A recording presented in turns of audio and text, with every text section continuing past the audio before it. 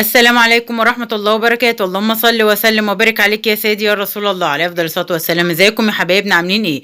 النهارده جاي لكم بفيديو مشترك جديد. يلا بينا نسمي بسم الله ونصلي على الرسول ونخش في الموضوع على طول.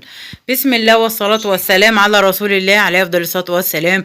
زي ما انتم شايفين انا معايا فيديو مشتريات صغير، بس ايه الحاجة غالية والله يا حبايب قلبي، وزي ما انا ما معوداكم ان انا بجيب الحاجة وبطلع اقول لكم سعرها وصل لغاية فين.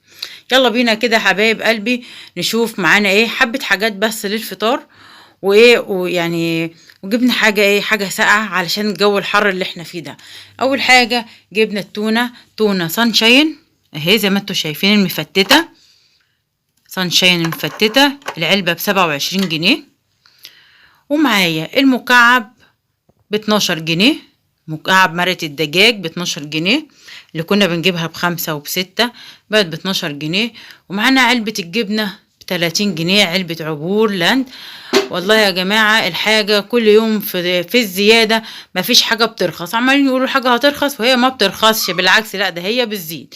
معانا ازازة بيبس حاجة ساقعة اللي عليها العرض النص لتر زيادة دي ب22 جنيه، حتى هي بقت مسعرة. بصوا السعر 22 جنيه اهي زي ما انتوا شايفين، اللي كنا بنجيبها بكام ب10 وب12 بقت ب22 جنيه. ومعانا اللانشون والجبنة الرومي، اللانشون ده الوزن بتاعه قطع 30 جنيه، الشيف احمد هو اللي جايبه. والجبنة برضك الجبنة الرومي الوزن بتاعها برضك قطع 30 جنيه، علشان الميزان الرقمي مطلع يعني ايه طلع السعر بتاعهم كده 30 و30، يعني اكتر من الربع من التمن يا شيف احمد، صح؟ ومعانا البيض يا جماعة غلي، ده البيض البلدي هو مش بيتي، ده مزارع. جبنا نص كرتونة علشان كرتونة البيض بكام وصلت 125 جنيه، ومش رضيوا ينزلوا لنا ال5 جنيه. يعني شيف احمد بيقول للحاجة نزلي 5 جنيه، ما رضيتش، قالت له ال5 قبل ال120 جنيه. يعني هي مستغنية يعني عن ال120 جنيه وهتاخد ال5 جنيه يا شيف احمد. مش تنزل ال5 جنيه. فالمهم ان احنا ايه جبنا ايه نص كرتونة بيض ب62.5.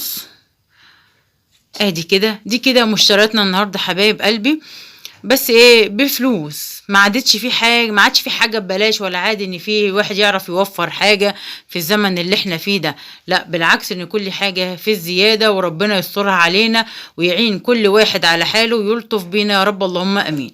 جبنا التونه العلبه ب27 جنيه، ومرقة الدجاج ب12 جنيه، وعلبة الجبنة عبور لاند الفيتا دي ب30 جنيه، وإزازة البيبسي بقت مسعرة 22 جنيه، واللانشون والجبنة الرومي كل طبق ب30 جنيه.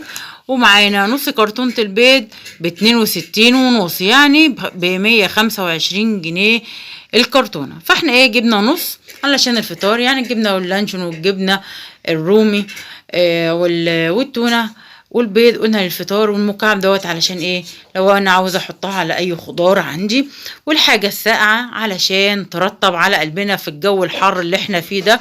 الدنيا بقت حر بقالها كام يوم، ربنا يسترها ويعدينا منها على خير. وبكده حبايبي يكون ده الفيديو بتاعنا النهارده، بس اهم حاجه اللايك والشير والسبسكرايب وتفعيل الجرس علشان يوصل لكم مننا كل جديد، وعيلتنا صغيره تكبر بيكم يا احلى متابعين ومشاهدين القناه. ولغايه ما نرجع لكم بفيديو اخر اسيبكم في رعايه الله وامنه، والسلام عليكم ورحمه الله وبركاته. لايك وشير وسبسكرايب.